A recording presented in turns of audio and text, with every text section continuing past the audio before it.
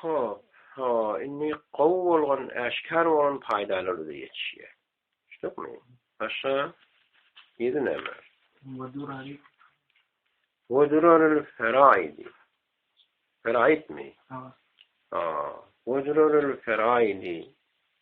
Oyna türleri de ýetişýär. Durdan bolan Ulhan türleri de ýetişýär. Ulhan dür ýalak bolan paýdalary ýetişýär.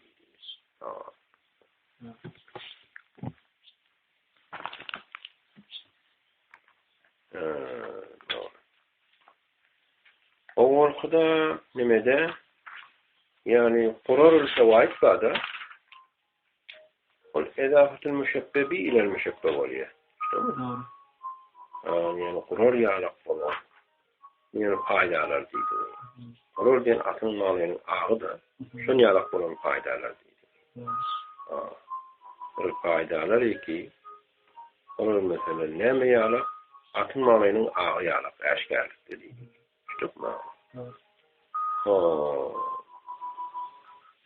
Mesela dürerül feraid dür diyeni lü'lü dili da feraidin olukon lü'lüs dili. Şecerül erak diyeni yalak değil. Erak bolan ağaç. Ulu bolan dürler dili. İşte mi? Yani olukon dür. Yani o paydalarının o türleri mindet ya da. İşte mi? Mesela şöyle bir paydalı olmakta, nefalı olmakta müşebbebe indik etmeyene müşebbebe anneler diye. Ol paydalar ki fi zamanı fusulun fasılların zımnında olan. Yani şu dağın fasıl etiketir da. Sotul fasıllar hiç fasıllar din için kaideler olan, usulun asıllar olan. Ol kaideler, fasıllar dinin bir kaideleri asıllar. Dini özünü binadiriyenler deydi.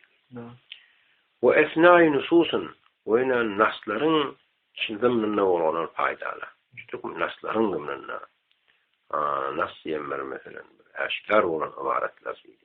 Mana delalet etkiyorlar ibaretler deydi.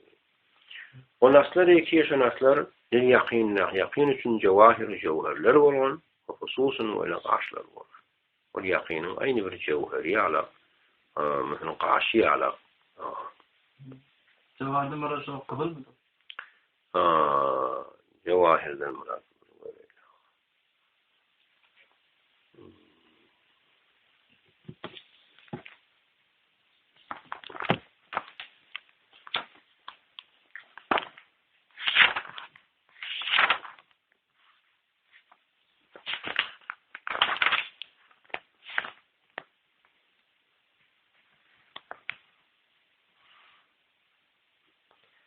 Ermişli daşlar.